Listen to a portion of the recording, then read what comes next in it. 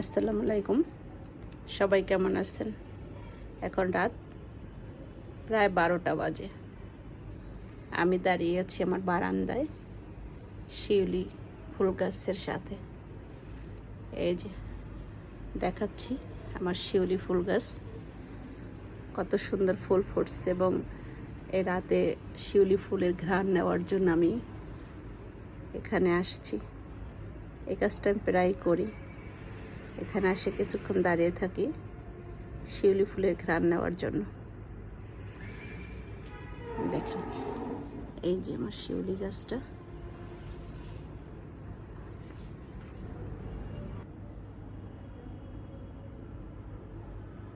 কি সুন্দর ফুল ফুটে আছে,